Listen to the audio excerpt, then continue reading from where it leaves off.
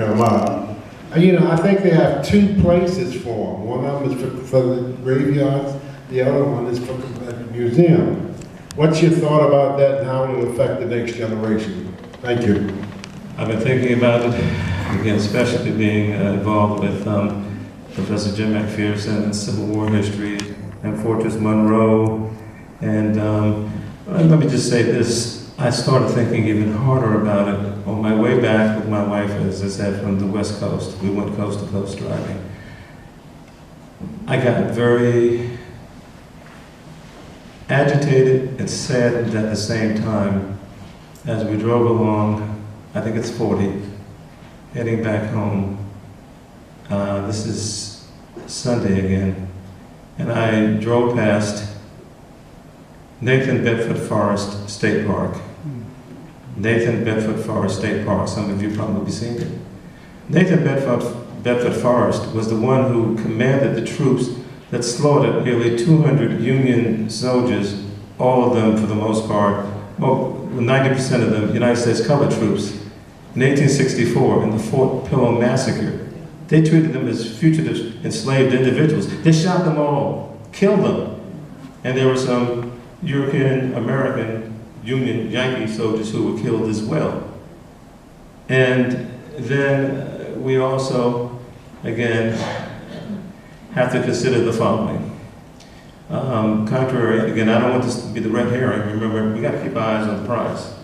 As Congressman Scott said as well, and I know that well. Let's keep in mind the other things that have to be taken care of in this country in terms of health care, economic considerations, also immigration issues. There's so much going on. Possible warfare. I mean, he's not going anywhere. His children aren't going anywhere. I have relatives who'd be going somewhere, etc. However, I don't believe that the statues should be destroyed. I know the one in Durham was pulled down, Robert E. Lee destroyed. I don't believe that they should be defaced at all, definitely not. I believe that they should be removed, as many other individuals do, including the Lee family members, even Jefferson Davis's great-great-grandson, Bertram Y. Davis, who I've met and talked with before. They need to be placed in historic context, if you will, moved to another area, in a museum if they fit. Many of them won't fit in a museum, in a building. In an area where individuals can go to study that part of the history and those individuals who represented it. You can't erase history. You cannot do that. But I do not want to have to deal with what I've dealt with before on public lands, etc., walking, seeing someone who would have kept me enslaved, and I know they did keep my great-great-grandparents enslaved, and that troubles me greatly, so that's my response. Don't tear it up, don't make a spectacle of things, etc., because someone constructed those too. I'm sensitive at the same time, but move them in the appropriate way.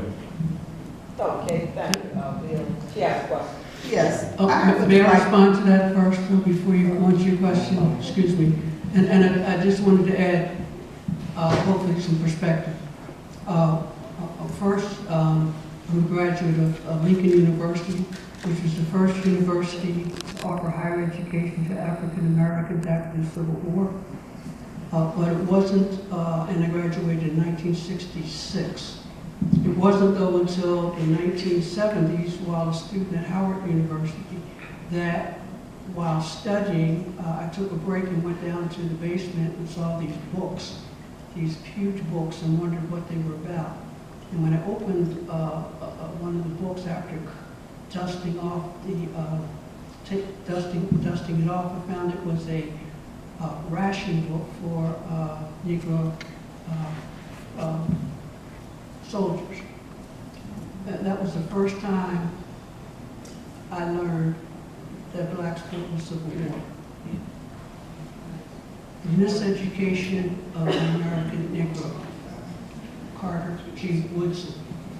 I mentioned that all to say, in attempting to add a little perspective, that to take the statues and destroy them may not be the best idea, but to find an appropriate place for them, i.e. museums, might be appropriate. But along with that, there needs to be some information that addresses not just the glamorous or apparently glamorous side of these generals and soldiers, but something needs to be connected with that to address the atrocities associated with that period of time also. So that people will have a perspective rather than just to glorify some of what much of Unite the Right and other organizations are concerned about. Okay, we're gonna move it to